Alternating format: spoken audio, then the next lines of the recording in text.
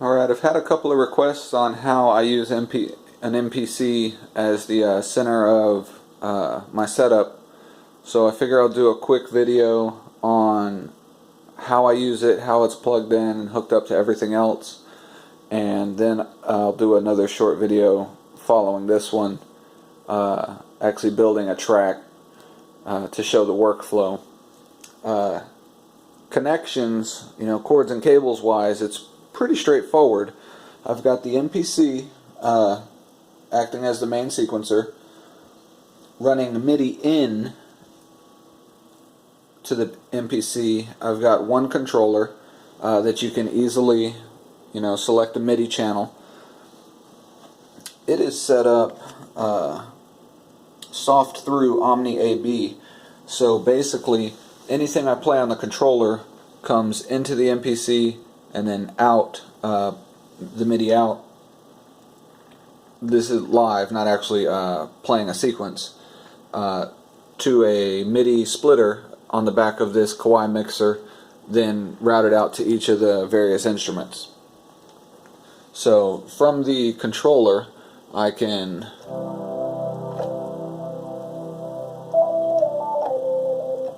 play all the different,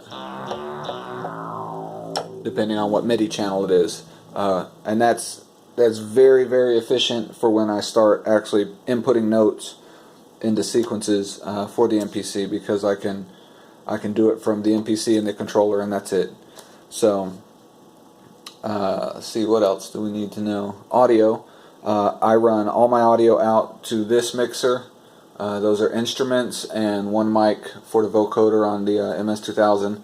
I run to it, and then from there I run a stereo out to this cheapy Behringer board, which also has another mic hooked up, and then I run stereo out from that main out to a small stereo interface for the computer to track into Reaper. I've also got audio in and out coming from a tape deck, because for a quick and easy, just little jam session, just hit record on the tape deck and you don't have to turn the computer on or anything like that. Also, sampling from tape sounds pretty good, and tapes are cheap as shit. Just keep your eye on Goodwill. They're like a quarter or 15 cents a tape or something, so you can get some pretty good deals there. I've got also monitoring coming out through one tiny little speaker in the back, but it gets loud enough to hear everything. So that's the whole setup. I guess since this is only 3 minutes long, I'll just tack on how to build a track right onto this, so stay tuned. So hopefully this is going to be the best angle so you can kind of see everything. I know you can't see the MPC screen, but I'll explain everything I do. I'm not going to run direct audio and mix it into this. You should be able to hear all the parts, hopefully. So just going to go on the MPC to a blank unused sequence, and then I'm going to track down to track 1, and I guess let's get some drums in first. Normally I would split the drums up, different drum on each pad. For the sake of this, we'll just put a pattern on a pad. So my drums are going to be coming from the drum station for this, so I've got that on MIDI channel 10B, so that's coming out of the B port on the back of the MPC. And then I've got a custom program set up with the note numbers matching to where,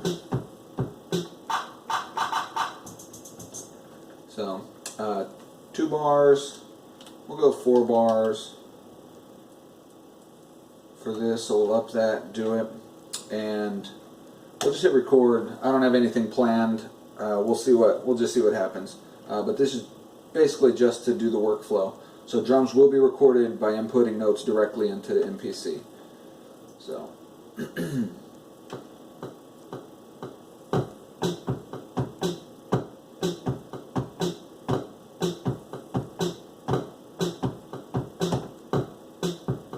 okay, so we got a kick and a snare.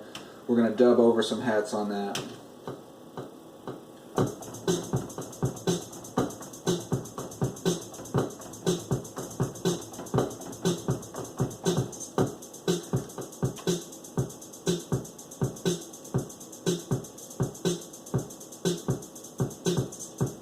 Alright, came out kind of wonky there at the end, which is fine. We'll hit time correct. Time correct is off right now. We'll just go to 16ths and fix it, do it. Alright, so now our drum should be lined up with apparently some swing. We'll cut that swing off a little bit. Okay, fix, do it. Alright. Okay, so that's track 1. That'll be pad 1. When we go to track mute, I'll be able to mute the drums with one pad. So, which is essentially how I envision, the easiest way. But we'll take it a step further once we get there. So, coming out of track mute mode, we're back on the main screen. We're going to track up to track 2, and we will set that up for bass. I'll change the MIDI to 1A, which is routed to the bass station. We'll change the type to MIDI program. Here, if you watch the other video on how to set program changes with the MPC, you normally would go in and select your patch or whatever there. That way everything's persistent, and every time you switch to this sequence, this main sequence, all of your synths switch over to the correct program or patch that you have set up. For this, we'll just cycle through and find something.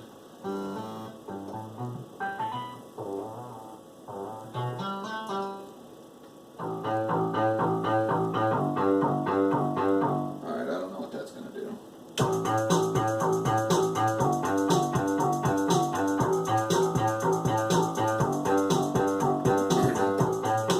Alright, that sounds bad. That sounds better. So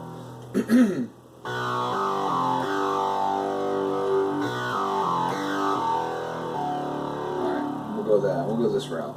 So we're on track 2, MIDI selected. That's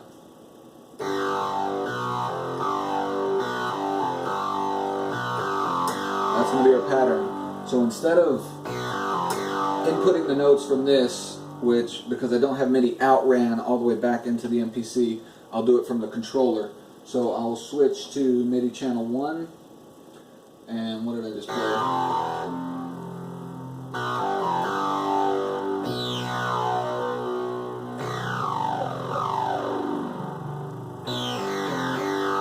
There we go. A little bit of different attack velocity set on this, but it'll do. So we're just going to go ahead and record that.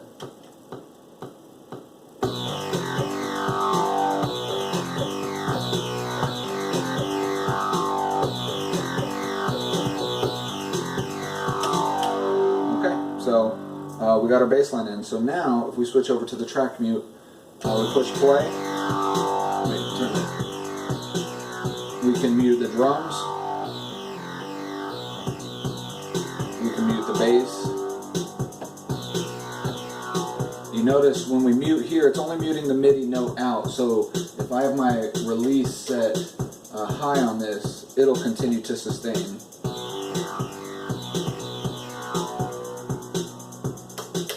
So it still trails off, so it's not a hard cut, and that's a good thing. So we'll unmute that, so everything's unmuted. Let's track up to number 3. We'll set this to 3A, which is the rack mount MS-2000. We'll set our controller to 3.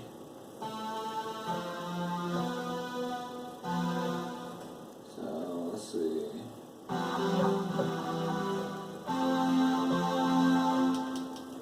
Make sure our program is off, type MIDI, and I'm just going to play along for a second.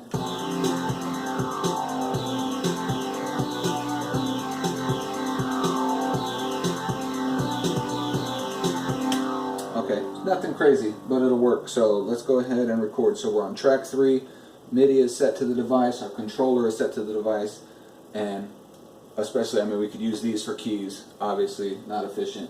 So we're going to input the notes using the controller. So we'll just record that in. And I mean, even while you're playing,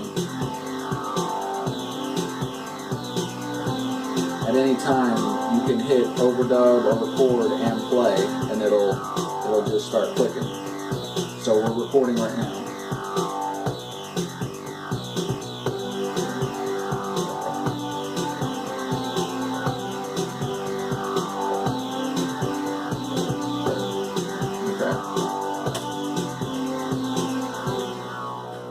And that's basically it.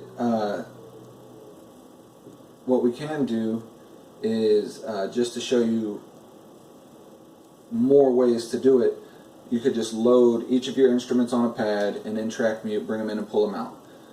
Another possibility is also record multiple takes. Obviously what I just recorded now is not what I played originally. So let's bump up to track 4. We'll set that to MIDI, turn the program off and set it to the same device, the same synth, and we're going to mute the previous one, 3, and we'll just start recording there.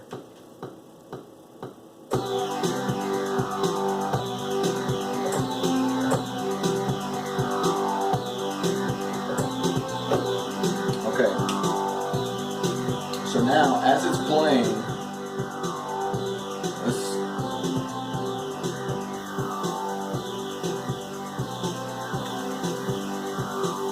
turn the bass down so we can hear better.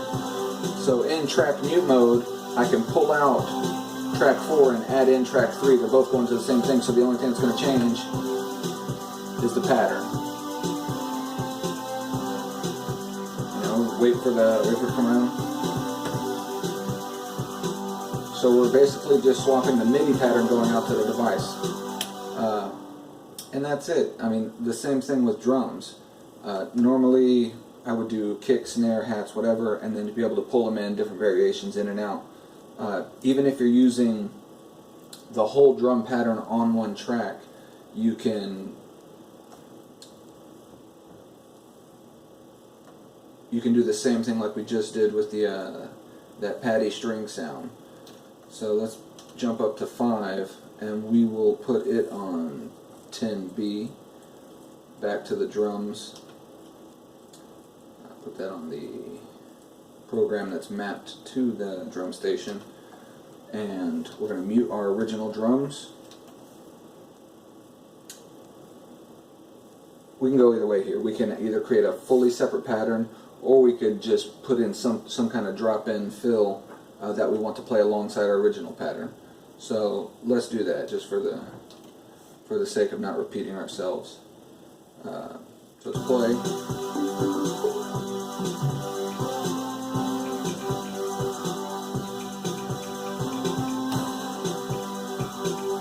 Okay, so we'll add a little wood block.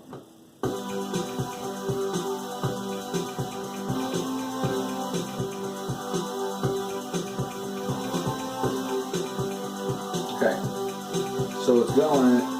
You want to pull it out because you got a verse coming up, or if you're actually putting vocals over, boom, it's muted, it's out. Everything else is going. Switch up the pad sound, and then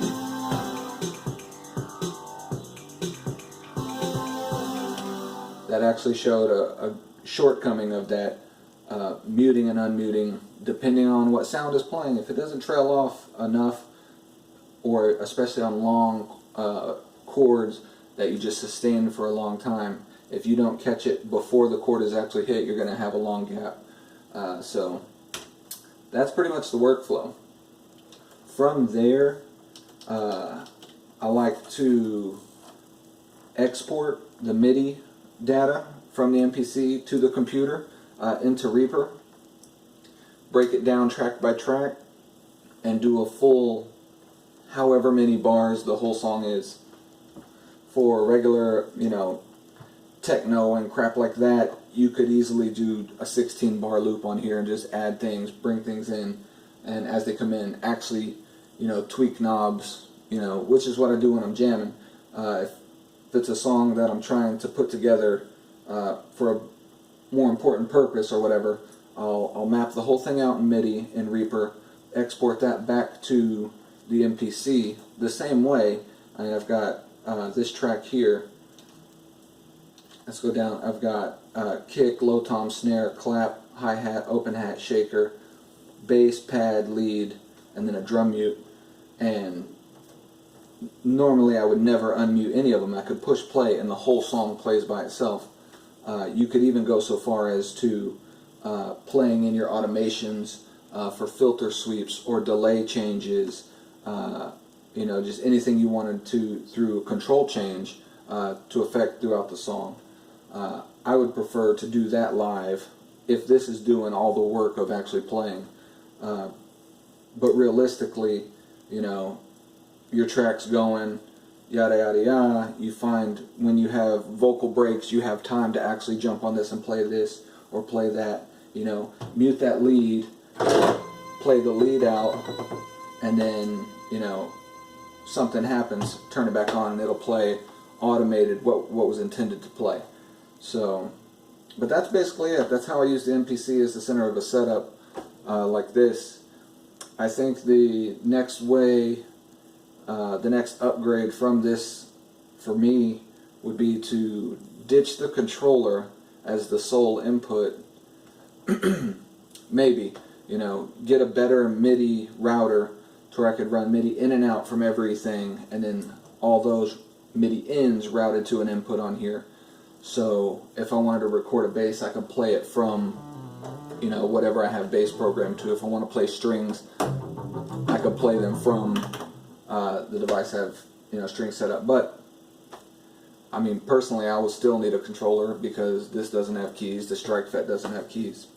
So, but that's it. That's the whole setup. Hope helped you out. Those who are asking for it. If you have any questions about it, leave questions in the comments. All right, thanks.